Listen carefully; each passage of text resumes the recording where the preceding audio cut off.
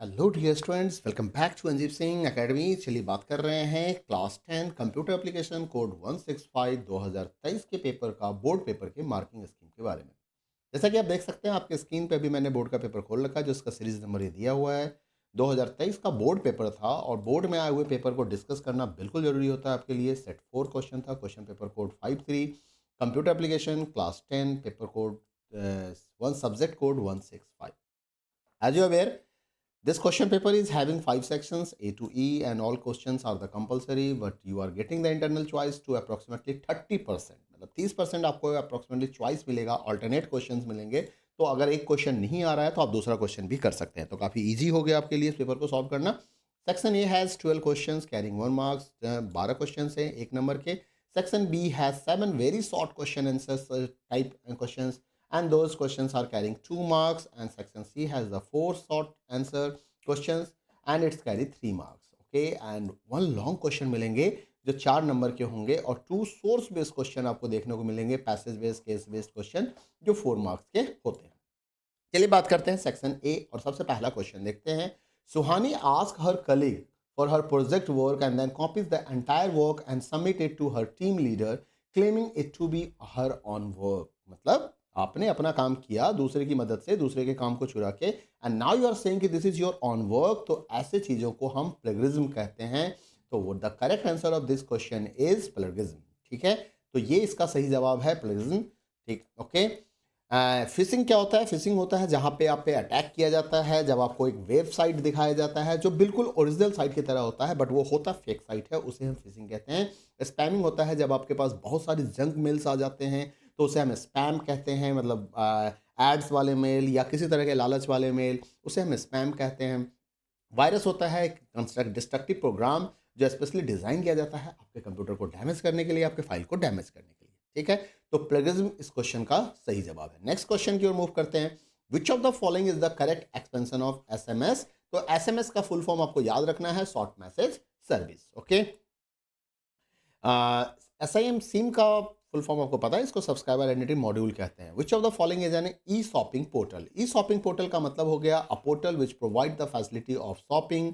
तो जैसा कि आप देख सकते हो बहुत इजी क्वेश्चन था, इसका सही जवाब है फ्लिपकार्ट, दीक्षा, स्वयं और एनपीटीएल। ये सारे गवर्नमेंट के साइट्स हैं जहाँ पे टीचर्स ट्रेनिंग और कई तरह के एजुकेशन प्रोग्राम लॉन्च किए जाते हैं।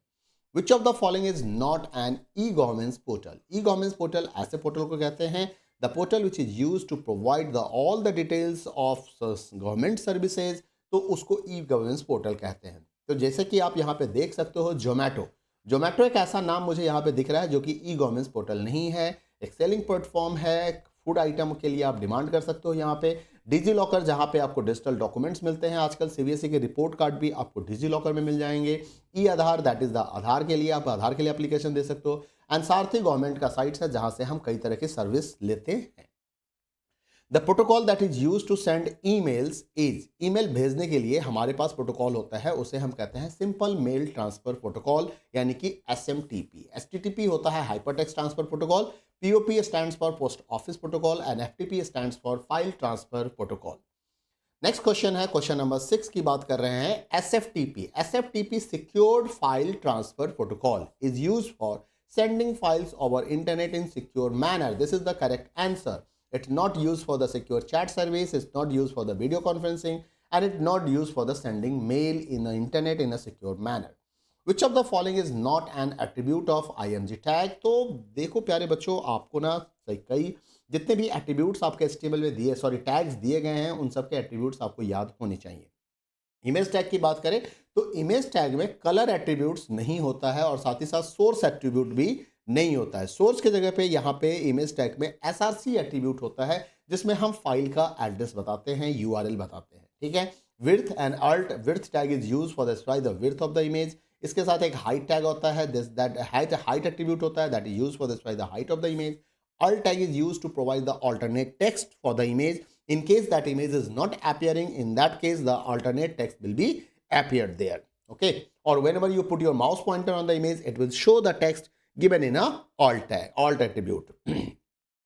The next question number 8, HTML provide us that level of the heading. So there are 6 level of the headings, it's available in HTML और आपको अगर याद नहीं है तो आप याद करो H1 tag, H2 tag और ये आप H6 टैग तक यूज करते थे. This is the largest heading tag and this is the smallest heading tag. Which of the following option is invalid in attribute of font tag? Font tag के साथ width नाम का कोई भी attribute नहीं होता है. Font tag is having only 3 attribute: face, size and color. Okay, face, size and color. Width is not available with the font tag. The default starting value for an ordered list. Ordered list के लिए जो default starting value होती है वो होती है 1. पहले आप जान लीजिए इसकी क्या क्या वैल्यू हो सकती है, इसकी डिफ़ॉल्ट वैल्यू क्या क्या हो सकती है, यानी कि टाइप ऑफ द वैल्यू क्या होते हैं. ओएल टैग के 2 एट्रीब्यूट होते हैं, अगर आपको याद होगा. एक होता है टाइप और एक होता है स्टार्ट. स्टार्ट की वैल्यू हमें हमेशा न्यूमेरल वैल्यू में देते हैं, न्यूमेरिकल फॉर्म में देते हैं. और टाइप की जो वैल्यू हो सकती है वो 1 हो सकती है, या रोमन में आई लिखा जा सकता है, या कैपिटल आई लिखा जा सकता है, स्मॉल ए लिखा जा सकता है और कैपिटल ए लिखा जा सकता है. तो this are the type value. तो डिफॉल्ट स्टार्टिंग वैल्यू जो होती है वो होती है इसकी 1. Move on the assertion reason case questions. MOOC helps geographically dispersed students to pursue any online course. Okay, ये स्टेटमेंट करेक्ट है. MOOC is a free web based distance learning programme. तो MOOC क्या है? एक फ्री डिस्टेंस लर्निंग प्रोग्राम है जो disperse student को online courses करने में हेल्प करती है, फैसिलिटी प्रोवाइड करती है. तो the answer of this question is a, यानी कि assertion and reason both are the true and reason is the correct explanation of assertions. Move on the next question, question number 12. Assertions BR is a container tag. No.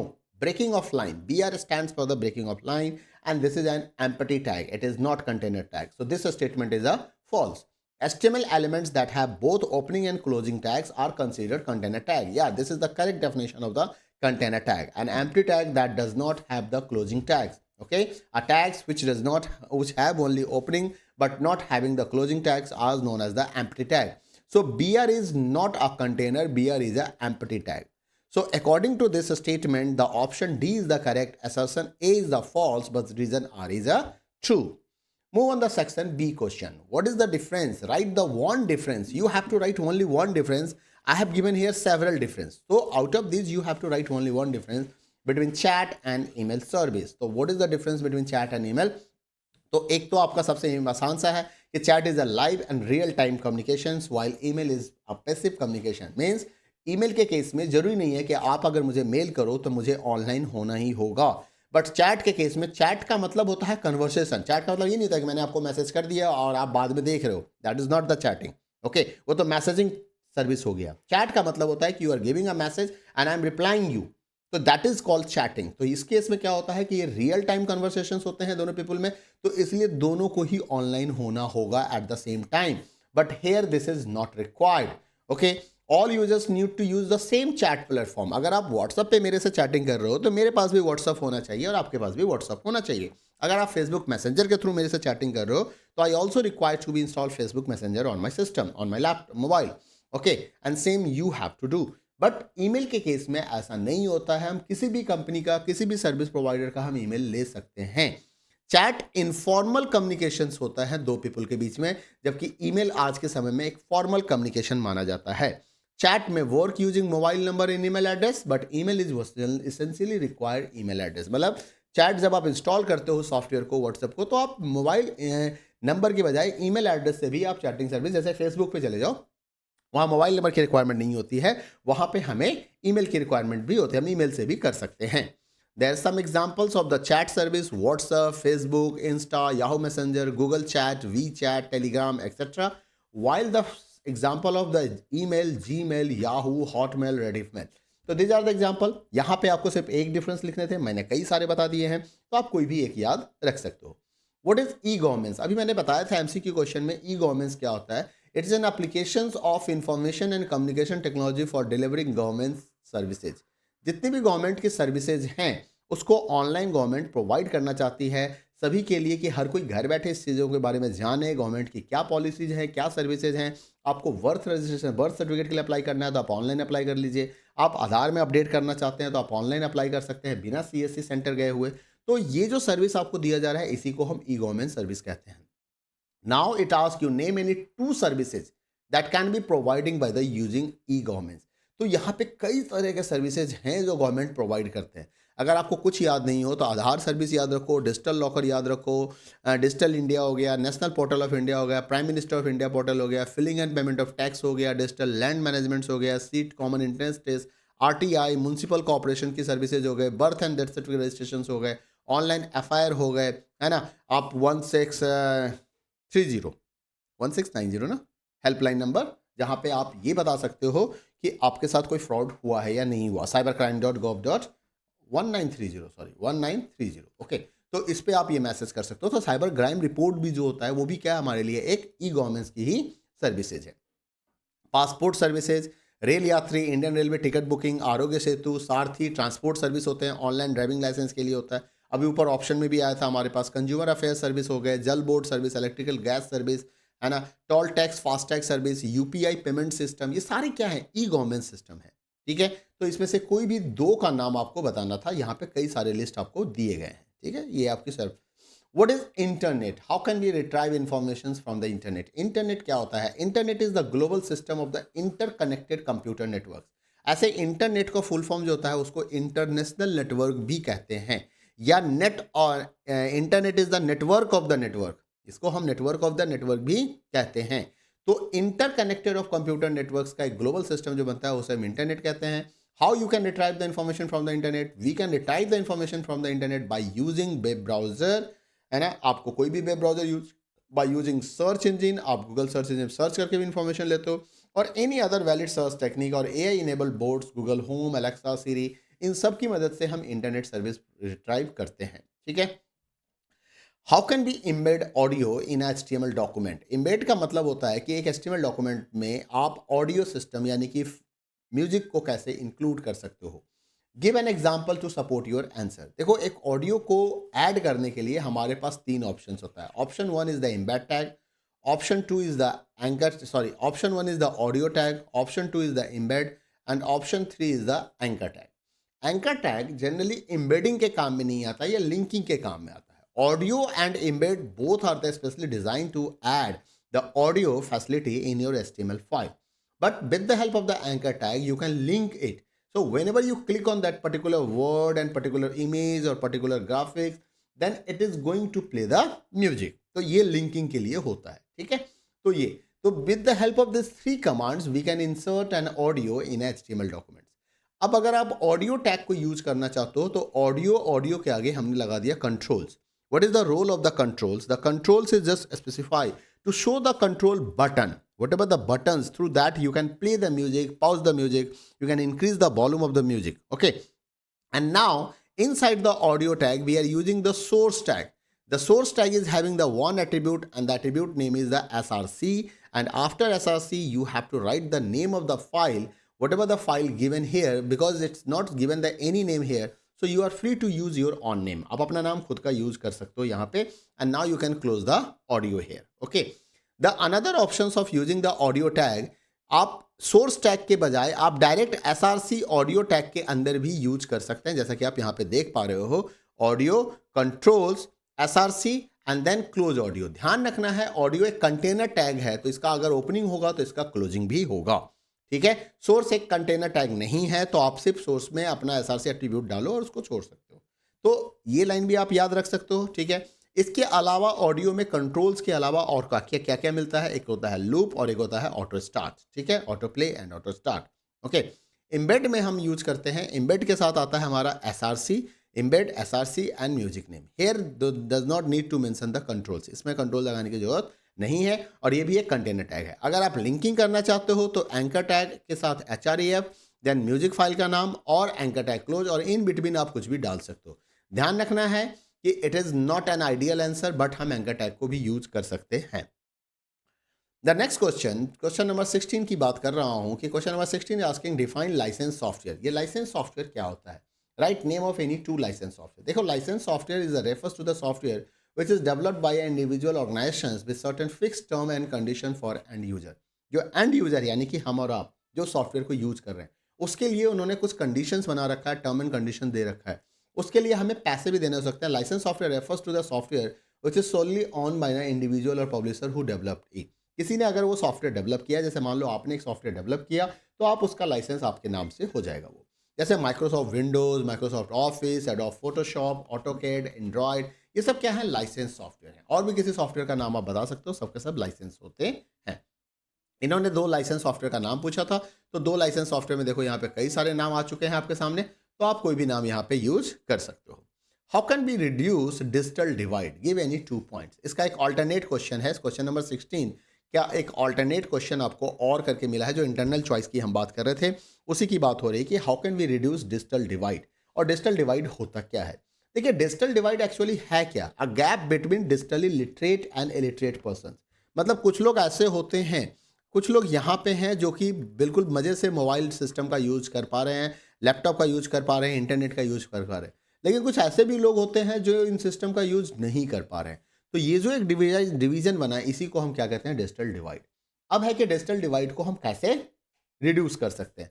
तो the main thing is the awareness, awareness of using of digital device. आपने अपने घर में भी देखा होगा, बहुत old age में अगर दादाजी हैं, तो they are not comfortable with the smartphone. लेकिन आपके सहयोग से जब आपने उनको बताया, सिखाया कि कॉल कैसे करते हैं, हाँ, अगर टाइप करना है तो आप बोल के कैसे टाइप कर सकते हैं, आपको अगर कोई चीज़ देखना है तो आप वीडियो देखना है तो आप यूट्यूब कैसे स्टार्ट करोगे, तो क्या होता है, आपने उनके अंदर में अवेयरनेस क्रिएट कर दिया।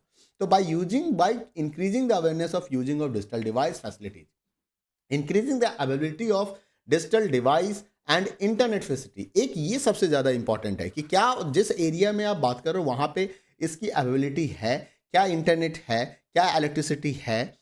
Increase affordability, that is also the important thing. Affordability का मतलब तो जो डिजिटल डिवाइस है वो सस्ता होना चाहिए, जो नेटवर्क इंटरनेट प्लान है वो सस्ता होना चाहिए, सो दैट कि anyone can use. Address gender gap in internet access, कई बार घरों में देखा जाता है लड़का तो इंटरनेट यूज कर रहा है बट बेटियों को अलाउड नहीं होता है, तो that is the not good. So gender gap भी हमें यहाँ पे खत्म करना चाहिए। तो in out of this 4 points you can write any 2 points to support your answer. Okay, the next question, question number 17 की बात कर रहे हैं कि how is CS beneficial for web page development? Give any 2 points. आपको सिर्फ 2 ही point बताने हैं, मैंने यहाँ पे 5 पॉइंट बताया हुआ है कि सीएसएस का फुल फॉर्म, एक तो सीएसएस का फुल फॉर्म आपको याद होना चाहिए, कैस्केडिंग स्टाइल सीट, ठीक है। तो इसका क्या फायदा होता है? एक तो इसका सबसे बड़ा फायदा होता है ना, it save the development time. अब सवाल उठता है कि how? Actually CSS provide us facility to create the some formatting rules और स्टाइल्स हियर। तो आप उसके लिए मान लो एक फाइल आपने बना लिया, फाइल बना लिया, अब आपने एक वेब पेज बनाया, आपने इसमें इसका इस्तेमाल कर दिया, आपने दूसरा पेज बनाया, आपने उसमें भी इसका इस्तेमाल कर दिया, आपने तीसरा वेब पेज बनाया, आपने वहां भी इसका इस्तेमाल कर दिया। तो what the benefit you are getting here कि you have created the style sheet at one time and only one time, but now you are using in a 3 different file. तो थ्रू दिस वे आप अपने time को बचा पा रहे हो, save कर रहे हो। Formatting the web page, that is the most important features of the CSS. It help us to make consistent and spontaneous changes in the web page. बिल्कुल सही बात है कि आप एक कुछ जबरदस्त चेंजेस ला सकते हो अपने वेब पेज के लुक एंड फील में।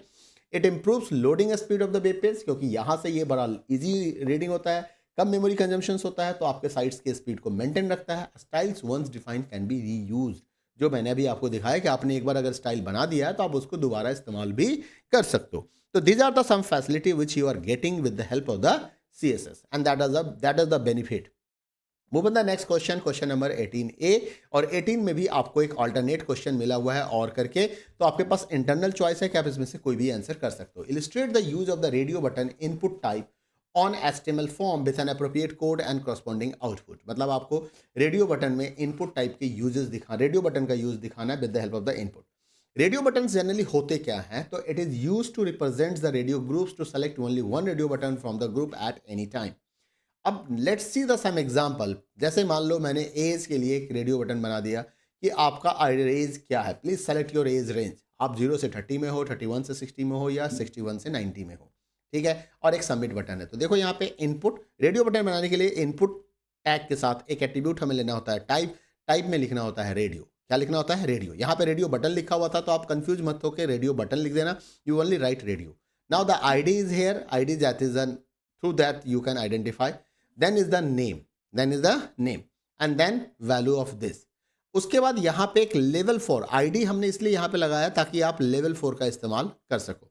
तो लेवल 4 एज 1 0 to 30।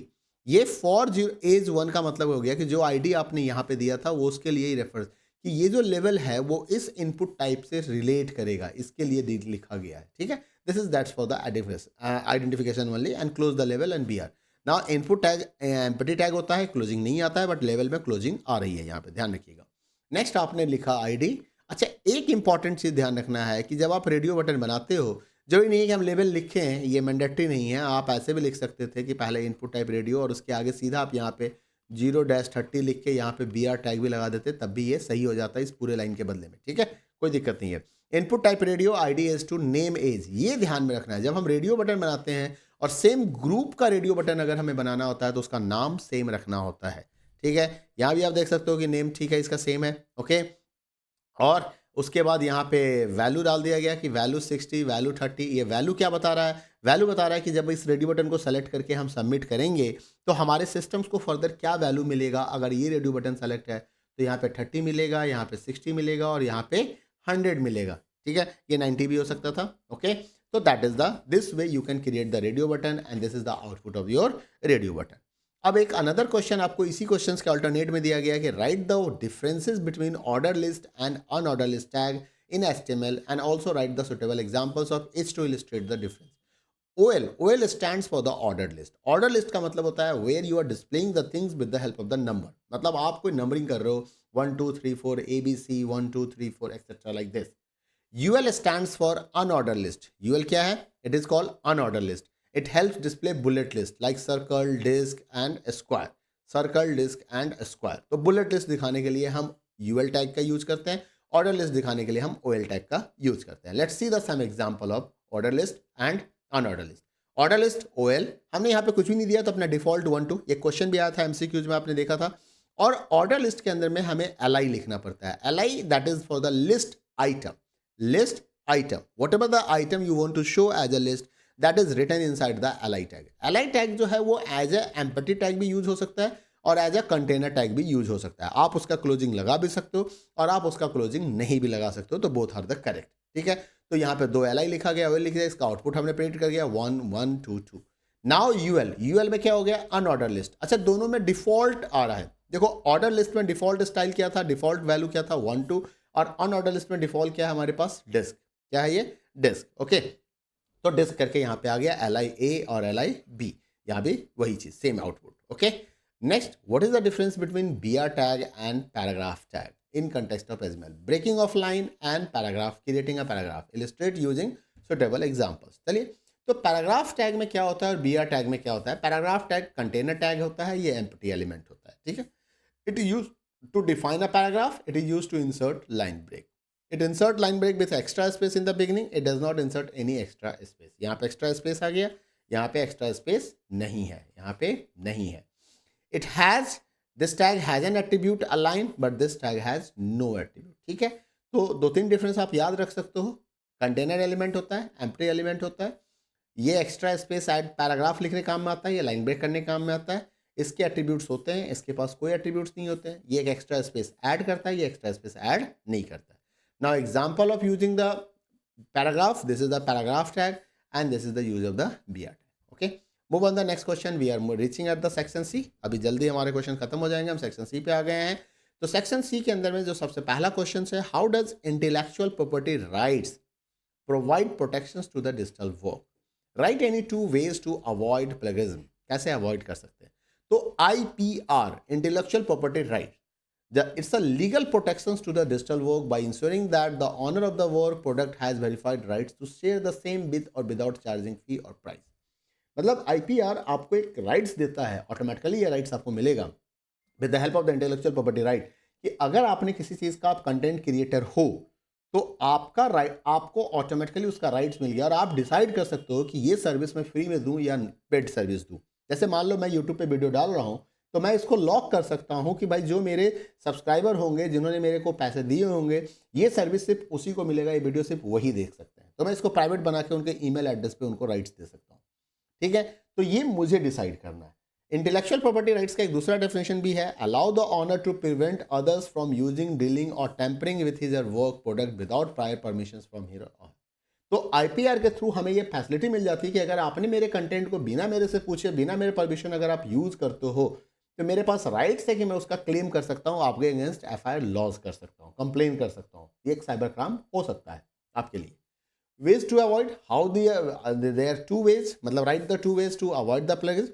तो the ways to avoid the price, पहला कि अगर आप चाहते हो कि आप मेरे प्रॉपर्टी को यूज करो तो at least you give me credit, you give me credit, तो प्रॉपरली कोट एंड पैराफ्रेज करो and add your on example. आप एक तो उसको कोट चेंज कर सकते हो सेंटेंस को अपने हिसाब से। ऑलवेज साइड सोर्स, आप लिखो कि आपने ये इन्फॉर्मेशन कहाँ से लिया, किसको, किस ओरिजिनल ऑथर को क्रेडिट दो, थैंक यू बोलो उसे। तो this is the best way of avoiding the plagiarism. ठीक है, एक तो आप कोट कर सकते हो, पैराफ्रेज कर सकते हो, कुछ चेंजेस ला सकते हो उसमें, या कह सकते हो कि उनके शब्दों के अनुसार, उनके कथनों के अनुसार, अकॉर्डिंग टू हिम, है ना, उनका नाम मेंशन करते हुए आप लिख सकते हो, या फिर उसको आप मॉडरेट कर सकते हो, बट आपको अपने एग्जाम्पल ऐड ऑन करने पड़ेंगे। Question number 21, consider the following URLs। ठीक है, https www.practicepayment.com URL1, http यहाँ पे s नहीं है, www.practicepayment.com URL2। What is the difference between URL1 and 2?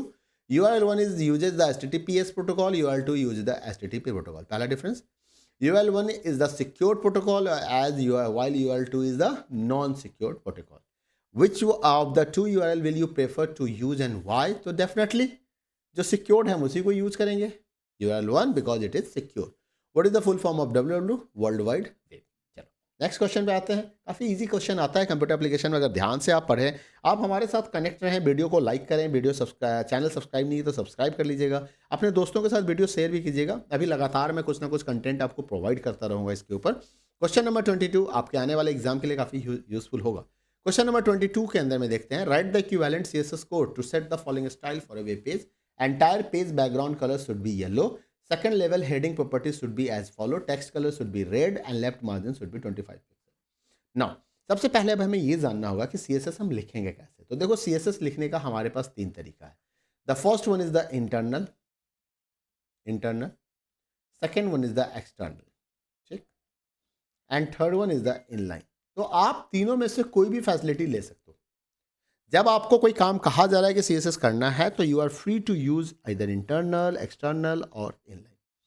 Internal जब लिखते हैं तो वो सेम पेज के अंदर हेड टैग के अंदर लिखा जाता है, inside the same page in a head tag with the help of the style attribute. अब जैसे यहाँ पे लिखा हुआ है स्टाइल, हमने लिखा यहाँ पे बॉडी, स्टाइल के नीचे क्या लिखा हमने, बॉडी, एंड देन बॉडी के अंदर में background colour yellow, background dash yellow. आप सिर्फ बैकग्राउंड भी लिखोगे तब भी काम हो जाएगा, बट याद रखना बैकग्राउंड डैश कलर प्रॉपर्टी होती है किसी भी टैग के बैकग्राउंड के कलर को चेंज करने के लिए, because it is asking to change the entire page, तो मतलब आप बॉडी टैग को यूज करोगे। ठीक है, अगर ये कहा होता कि पैराग्राफ का बैकग्राउंड, तो हम पैराग्राफ के लिए पी के लिए भी लगाते, सेम लिखते, बट जहां पे मैंने ये बॉडी लिखा है, इस बॉडी के जगह पे मैं क्या लिख देता, यहाँ पे मैं पी लिख देता, बॉडी की जगह पे क्या लिख देता, मैं यहाँ पे पी लिख देता।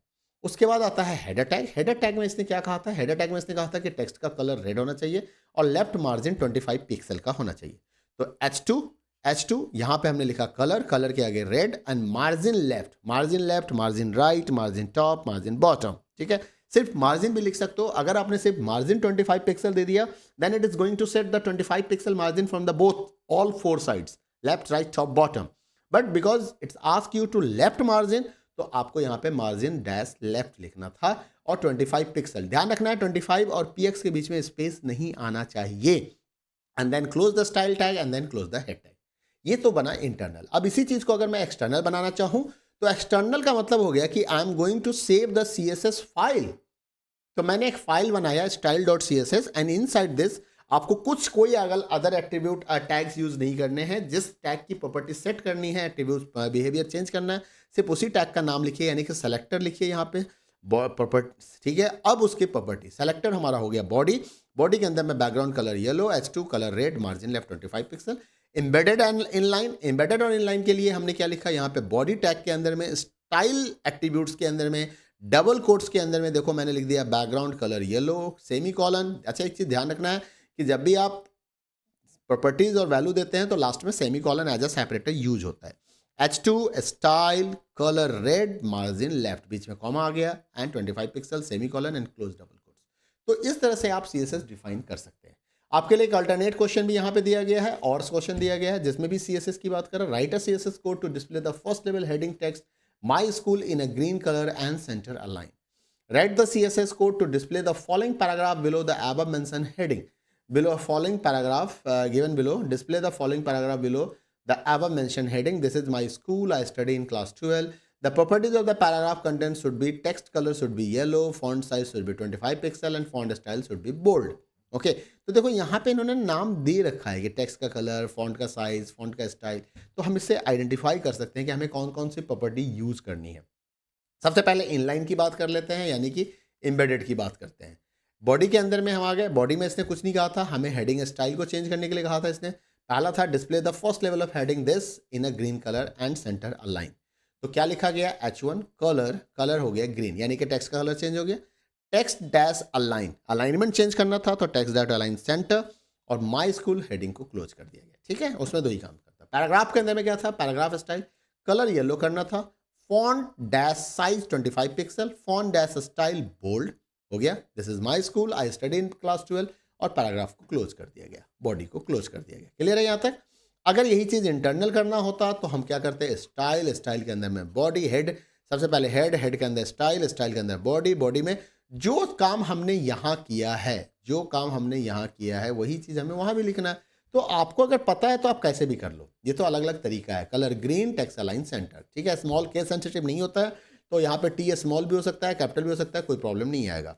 Paragraph colour yellow, font size 25 pixel, font style bold. Okay, तो this way you can define that. But एक चीज़ यहाँ पे ध्यान रखना है, जब हम स्टाइल लिखते हैं तो इसे हम डबल कोट्स के अंदर डालते हैं, क्योंकि HTML एट्रीब्यूट्स की वैल्यू हमेशा डबल कोट्स के अंदर जाती है। ठीक है, एक्सटर्नल की बात कर ले तो अगर आप एक्सटर्नल करना चाहते हैं, यहाँ पे हो गया, यहाँ पे हमने बॉडी लिखा, बॉडी के नीचे हमने H1 यूज़ कर लिया, पैराग्राफ यूज़ कर लिया, जो उसने दिया था सेम चीज़। एक्सटर्नल की बात करते हैं तो सिंपली कि what we have to do, style dot CSS के अंदर में बॉडी, हमने ये बॉडी लगा दिया, पैराग्राफ, इसके कलर लिख दिए। अब school dot H T M L में, हाँ, जब आप एक्सटर्नल बनाते हो तो एक्सटर्नल फाइल को आपको लिंक करना होता है, एक्सटर्नल फाइल को आपको लिंक करना होता है, और वो लिंक का कमांड जो होता है वो HTML के हेड टैग के अंदर लिखा जाता है। क्या लिखा जाएगा, first start with the link attribute, then specify the relationship, किस तरह का रिलेशनशिप है, किससे रिलेट होना है, स्टाइल शीट के साथ, and then provide the href and then provide the file name. तो दो एट्रीब्यूट्स हैं लिंक के, एक rel और एक href। rel में हमेशा हम स्टाइल शीट लिखते हैं, और href में हमारा जो CSS फाइल का नाम होता है हम वो मेंशन करते हैं। हेड को क्लोज किया, बॉडी स्टार्ट किया, बॉडी के अंदर में H1 पैराग्राफ लिखा, बॉडी को क्लोज कर दिया। क्लियर, मूव कर जाते हैं क्वेश्चन नंबर 23। काफ़ी इजी क्वेश्चन है यहाँ पे। Write the full form of the following HTTPS hyper text transfer protocol secure, TCP transmission control protocol, SHS secure socket cell या secure cell, secure socket cell और secure cell दोनों ही हो सकता है। सेक्शन डी, ठीक है, 4 नंबर के क्वेश्चन हैं यहाँ पे, 4 मार्क्स का क्वेश्चन आपको मिलेगा। एक ही क्वेश्चन इसके अंदर में। सेक्शन ई में हमारे पास 2 क्वेश्चन होते हैं। तो देखते हैं सेक्शन डी के अंदर में क्या क्वेश्चन दिया गया है। Write the HTML code to design the web page as shown below, considering the specification that follow, you can write the code for any 4 specification out of the given 6 में से 4 का कोडिंग आपको करना है, यानी कि 4 स्पेसिफिकेशन को satisfy करना है। देखिए, जब भी आप एग्जाम में ऐसे क्वेश्चन को सॉल्व करते हो और जहाँ भी आप स्पेसिफिकेशन सेटिस्फाई कर रहे हो तो वहाँ पे कमेंट करके या किसी तरीके से आप लिख दो कि this is the specification 1, this is the 2, this is 3। ठीक है, अब ये पैराग्राफ है जिसमें एक टाइटल मुझे दिख रहा है, यहाँ पे इमेज दिख रहा है सेंटर लेफ्ट अलाइन, फिर एक पैराग्राफ दिख रहा है, पैराग्राफ के बाद हमारे पास एक लिस्ट यूज हुआ है, और यहाँ पे क्वेरीज दिया हुआ है, मेल टू का शायद ऑप्शन होगा। अब आते हैं सबसे पहले स्पेसिफिकेशन देखते हैं। कहता है background colour of the page should be yellow, ठीक है, मतलब बैकग्राउंड कलर येलो करना है। बॉडी टैग के अंदर में हम बीजी कलर लगा सकते हैं। Text of the page should B blue, तो टेक्स्ट टैग में हम यहाँ पे टेक्स्ट एट्रीब्यूट, बॉडी के 2 एट्रीब्यूट हम यूज करेंगे। बॉडी का 2 एट्रीब्यूट यूज होगा यहाँ पे, एक तो होगा बीजी कलर बैकग्राउंड कलर के लिए, और टेक्स्ट के लिए हमारा टेक्स्ट होगा। ठीक है, heading home service should B first level of heading, तो यानी कि यहाँ पे H1 के अंदर लिखा जाएगा ये।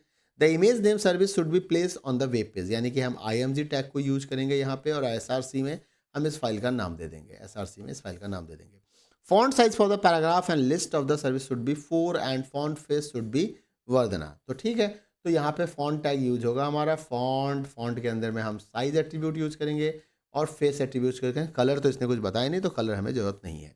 Superscript tag should be use whenever required, तो देख लेते हैं सुपरस्क्रिप्ट कहीं पे यूज हुआ है क्या। यस, यहाँ पे सुपरस्क्रिप्ट यूज हो रहा है 30th में और 1st में। ठीक है, तो ये हमें डिसाइड करना देखना है। ठीक है, तो सुपरस्क्रिप्ट के लिए हमारे पास कौन सा टैग होता है, एक SUP टैग होता है, और इसको SUP को हमें क्लोज करना होता है, याद रहेगा।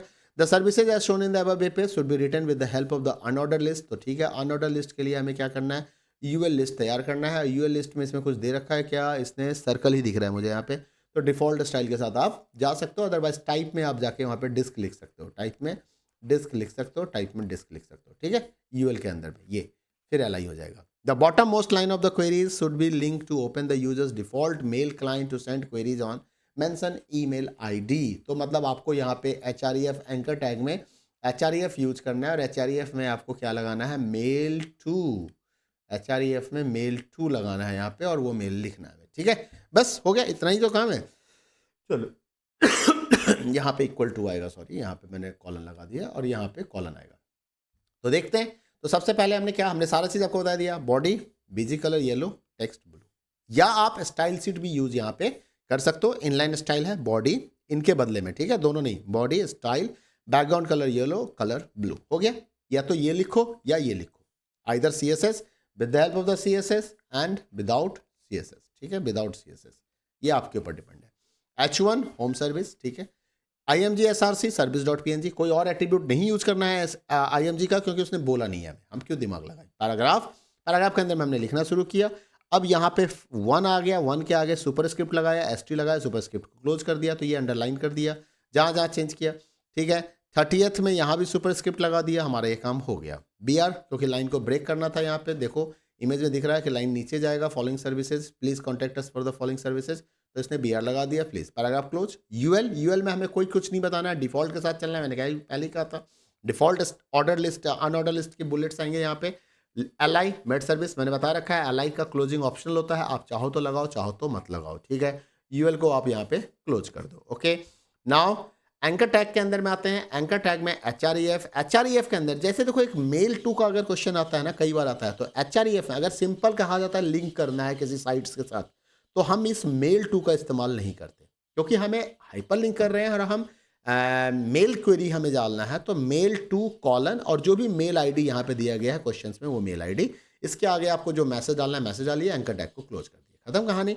उसके बाद फॉन्ट को हमें क्लोज करना, हम भूल गए थे, फॉन्ट हमने यूज किया था क्या,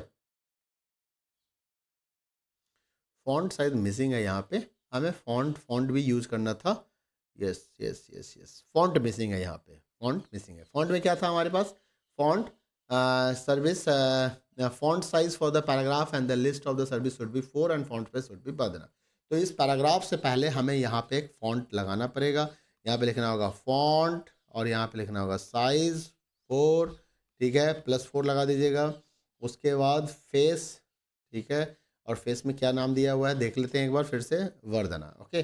तो फेस में आपको यहाँ पे VERDANA लिखना है, वर्धना, और इसके बाद आपका पैराग्राफ स्टार्ट होगा। तो पैराग्राफ से पहले ये काम हमें करना था। चलो मिसिंग है यहाँ पे, कोई नहीं, मैं करेक्ट कर लूँगा इसको। और फॉन्ट को क्लोज करना है, LI ऑप्शनल है, क्लोजिंग LI ऑप्शनल है, आप इसको इग्नोर कर सकते हो। दूसरा अल्टरनेट क्वेश्चन भी दिया गया है इसी में, और करके क्वेश्चन दिया गया है कि भाई ये डायग्राम, ये आउटपुट चाहिए उसको, ठीक है। Write the HTML code to design the above shown web pages title events considering the specification as given below. You can write the code of any 4. फिर से वही बात हो गई, आउट ऑफ 6 में से 4 करने। क्या था भाई, background colour of page should be cyan, मतलब फिर से बीजी कलर आ गया। Font face of the page should be Arial, तो फॉन्ट टैग भी आपका शुरू में ही यूज हो जाएगा। यहाँ पे बीजी कलर आ रहा है, बैकग्राउंड कलर आ रहा है, बट टेक्स्ट कलर का कोई जिक्र नहीं है। Heading event should be first level, H1 आ गया, यहाँ पे H1 आ गया। Font size for the paragraph and list of the products should be 5, तो ठीक है, फॉन्ट के साथ साइज भी आएगा। ऊपर फॉन्ट फेस की बात हुई थी, यहाँ पे साइज की बात हो रही है, ठीक है। फॉन्ट साइज 5 देना है हमें, और फेस एरियल करना है। चलिए हो गया। The schedule as shown in the web page should be written with the help of the numbered list, यानी कि OL का यूज करना है। सुपरस्क्रिप्ट टैग का हमें इस्तेमाल करना है, जहाँ भी जरूरत होगा देख लेते हैं सुपरस्क्रिप्ट कहाँ कहाँ यूज हुआ है। सुपरस्क्रिप्ट कहीं पर यूज हुआ है क्या, आउटपुट में तो नहीं दिख रहा है, बट ये फर्स्ट को हम सुपरस्क्रिप्ट में डाल सकते हैं, ठीक है। उसके बाद हो गया the bottom most of the for any queries phone should be bold letter में दिखाना है, एंड द कॉन्टैक्ट ईमेल है should be link to open the user default mail client, ठीक है, मेल भेजना है। चलो तो देखते हैं। बॉडी के अंदर में बीजी कलर सियान लिख दिया, सेंटर डाल दिया, भाई सबको सेंटर लाइन कर दिया, H1 इवेंट सेंटर बंद कर दिया। ये हम अलाइन से भी कर सकते थे, सेंटर से। फॉन्ट हमने यहाँ पे लिखा फॉन्ट साइज 5, फेस एरियल, और अब हमारा पैराग्राफ स्टेट हो गया। यही चीज़ जो है ना ऊपर वाले कोड में, जो ऊपर वाला कोड था उसमें यही चीज़ मिसिंग था, बस यही था, फॉन्ट साइज 4 और फेस वर्धना लिखना था। Following event should be schedule, यहाँ पे फर्स्ट में सुपरस्क्रिप्ट का इस्तेमाल हो गया, पैराग्राफ का चेंज हो गया। ऑर्डर लिस्ट LI जो मैसेज दिया था सेम टू सेम टाइप कर दिए। एल आई को आप क्लोज कर भी सकते हैं और नहीं भी कर सकते हैं। ऑर्डर लिस्ट को क्लोज कर दिया, बोल्ड कर दिया, बोल्ड के अंदर में फॉर एनी क्वेरीज कॉन्टैक्ट लिख दिया और यहाँ पे बोल्ड को क्लोज कर दिया। ये सारे क्वेरीज लाइन जो होंगे बोल्ड होंगे। फॉन्ट को क्लोज कर दिया ऊपर से, क्योंकि फॉन्ट एक बार सेट किया था, फिर हमने बॉडी को बंद कर दिया, फिर हमने HTML को बंद कर दिया। फाइन। तो finally we reach on the section E. तो काफ़ी आसान सा क्वेश्चन है, केस स्टडी क्वेश्चन है। Atif works in a school as a web designer. He has been assigned to task for the uploading and a calendar of holidays for the month of the March. He was supposed to design a HTML table for the same. Help him to complete the table with the right statements in the blanks. Observe the table and attempt any 4 question. 4 he question करने हैं 5 में से। बड़ा अच्छा question होता है। देखो, एक इसने कैलेंडर बनाया, इसमें मार्च में देख सकते हो। यहाँ पे नंबर ऑफ रोज काउंट कर लेते हैं पहले। 1 2 3 4 रोज कहाँ से निकल का है? यहाँ से निकल का है। ठीक है, अच्छा 4 रोज में। उसके बाद यहाँ पे इसने क्या यूज किया होगा? इसने विड्थ बढ़ा दिया है। क्या बढ़ गया? ये विड्थ बढ़ दिया। और विड्थ बढ़ाने के लिए हमेशा कॉल स्पैन यूज होता है। नंबर ऑफ कॉलम कितने हैं? 1 2 3 4 5 6 7 8। तो यानी कि कॉल स्पैन 8 आ गया यहाँ पे। ठीक है, यहाँ पे आपका क्या है? हाइट बढ़ गया। क्या बढ़ा? ये हाइट बढ़ा। हाइट जब भी बढ़ाते हैं तो रो स्पैन करते हैं। क्या करते हैं? Row span. कितने रो का हाइट? 1 और 2, तो इसका रो स्पैन 2 होगा। बस बात खत्म है। यहाँ पे नंबर ऑफ TD आपको 2 ही चाहिए यहाँ पे, क्योंकि इसके आगे कुछ दिया हुआ नहीं है। बाकी यहाँ पे आपको 8 दिख ही रहा है, 7 डे हो गए और 1 8 हो गए। ठीक है, तो चलो डिजाइन करते हैं। कुछ भी नहीं है यार। HTML हेड, टाइटल हेड को बंद कर दिया। आप कुछ लिख सकते हो, क्वेश्चन नंबर डाल दो यहाँ पे, क्वेश्चन नंबर कौन सा सॉल्व कर रहे हो। उसके बाद बॉडी, टेबल टैग में बॉर्डर लगाना भूल गया, यहाँ पे बॉर्डर जरूर लगाइएगा। ठीक है, बॉर्डर जरूर लगाइएगा। बॉर्डर इक्वल टू 2 3 जो भी हो वो लिख दीजिएगा। ओके, उसके बाद TR के अंदर में TD कॉल स्पैन, मतलब ये कोड दिया हुआ है, आपको फिलअप करना है। तो कॉल स्पैन में क्या लिखोगे? यहाँ पे 8 हो गया, TR बंद। इसके बाद स्टेटमेंट 2 है। अब यहाँ पे TR लिखना होगा एक। भाई टेबल स्टार्ट होगा तब तो ये TR क्लोज होगा ना। यहाँ पे TR TG आ गया, यहाँ पे TR को क्लोज कर दिया हमने। हो गया, ओपन एंड क्लोज। यहाँ पे TD कॉल स्पैन 8। ठीक है, 8 को हम डबल कोट्स में डाल देते हैं। फिलअप्स वाला क्वेश्चन था ये। उसके बाद TR TD। अब यहाँ पे क्या आएगा? रो स्पैन आएगा। क्या आएगा? रो स्पैन आएगा। बना हुआ कोड है, आपको तो सिर्फ भरना है। उसके बाद और क्या है? TR TD। अब यहाँ पे TD में क्या है? इस TD में इसने खाली क्यों लिखा भाई? TR TD। अच्छा वो नहीं, इसकी तो जरूरत ही नहीं थी, हमने रो स्पैन 2 दे दिया ना, तो हमें तो 2 ही TD दिखाने थे। अच्छा ये खाली है, इसमें कुछ नहीं लिखा हुआ है। ठीक है, खाली है। अब यहाँ पे क्या है? 14 है। वैल्यू क्या है? 14। तो यहाँ पे क्या आएगा? 14 आएगा। बन गया, आसान सा क्वेश्चन है। 4 नंबर फ्री के मिल रहे हैं आपको। TR को क्लोज किया, टेबल क्लोज किया, बॉडी HTML क्लोज किया। ठीक है, write the attributes value to complete the statement 1, tag to complete the statement 2। मतलब आपको बता रहा है एट्रीब्यूट का वैल्यू बताओ, यहाँ पे टैग बताओ, यहाँ पे एट्रीब्यूट वैल्यू बताओ स्टेटमेंट 3 को कंप्लीट करने के लिए, एट्रीब्यूट नेम बताओ स्टेटमेंट 4 को कंप्लीट करने के लिए। ठीक है, appropriate answer for the blank given statement 5, achieve the output in the given table. तो देखो मैंने बता दिया, यहाँ पे 8 आ गया था, यहाँ पे TR ओपनिंग था, यहाँ पे TR क्लोज था, यहाँ पे रो स्पैन आ गया, यहाँ पे 14 आ गया। हो गया आंसर। लास्ट क्वेश्चन पे हम आ चुके हैं। Rashmi is a student of ABC school. She has been provided with an email ID from the school to use for the all academic correspondence. She generally receive all her school's correspondence on this email. One day she was working in the computer lab, and after her work was over, she forget to log out of her email account. When she left the computer lab for her classmate, Pravanur sends the objectionable emails from the same email ID to her teacher, so as to mailing Rasmi. Okay, based on the given situation, attempt any 4 questions। 5 में से 4 question fill-ups के form में करने या questions के form में देने हैं। प्रबंधर हैज इन्वेटेड ऑफ दैट। तो क्या इन्वेट किया? तो भाई रश्मि की प्राइवेसी इन्वेट कर दी। किसी के मेल ID को आप नहीं देखना चाहिए। कोई लॉगिन भी है तो आपको लॉग आउट कर देना चाहिए कायदे से। Rashmi informs her class teacher about the incident. The teacher calls प्रबंधर and makes him aware of the this. तो उसको क्या बताया गया? तो जनरली क्या होता है, कोई बच्चा आपसे बदतमीजी करता है तो आप क्या करते हैं? टीचर क्या बताते हैं? उसको डिसिप्लिन सिखाते हैं, बताते बेटा क्या कर रहे हो, कैसे कर रहे हो, ऐसे करना चाहिए, ऐसे करना। The same thing is happen here. तो यहाँ पे उसको नेटिक्वेट्स बताया गया, साइबर एथिक्स बताया गया कि तुम्हें क्या करना चाहिए जब आप ऑनलाइन काम कर रहे हो, तो आपको किन किन चीज़ों के बारे में ध्यान रखना चाहिए। इथिकल प्रिंसिपल की बात हो रही है तो साइबर एथिक्स हो गई। The teacher also advise all students never to share their what. तो कभी भी आपको अपना पासवर्ड, अपनी मेल ID, अपनी पर्सनल इंफॉर्मेशन किसी के साथ शेयर नहीं करना चाहिए। Rashmi has learn that she should always log out. उसको हमेशा अपने सिस्टम से लॉग आउट होना चाहिए ईमेल ID से। जब कभी भी आप कहीं भी, देखो आपका लैपटॉप भी हो तो कर सकते हो, पासवर्ड याद रखने की समस्या हो सकती है, but always try to log out. Pravanur is now aware of ethical practice to be followed while working over the internet and decides to guide his friend and relatives about the same. Write any 2 points that Pravanur should advise. तो क्या क्या advice करना चाहिए? तो प्रवनुर को advice करना चाहिए कि भाई आप एक स्ट्रॉन्ग पासवर्ड यूज़ करो अपने डेटा को सिक्योर करने के लिए, सिस्टम से लॉग आउट करना सीखो, सेशन बंद करना सीखो, किसी के इन्फॉर्मेशन को ऑनलाइन आइडेंटिटी को मत चुराया करो और प्लेगराइज मत करो, और भी कोई 2 वैलिड पॉइंट्स आप डाल सकते हैं। तो ये रहा कंप्लीट सॉल्यूशन ऑफ क्लास 10 2023 के बोर्ड पेपर का मार्किंग स्कीम का डिस्कशन हमने कर लिया आपके साथ। तो उम्मीद करता हूँ कि वीडियो आपको पसंद आएगा, वीडियो में आपने काफ़ी कुछ सीखा होगा, आने वाले एग्जाम के लिए काफ़ी बेनिफिशियल हो सकता है, फ्रूटफुल हो सकता है। वीडियो पसंद आ गया तो चैनल को लाइक कर दें, वीडियो को लाइक करें, चैनल को सब्सक्राइब नहीं किया तो सब्सक्राइब कर लें। मिलते हैं अगले वीडियो में। Thank you, bye bye, take care.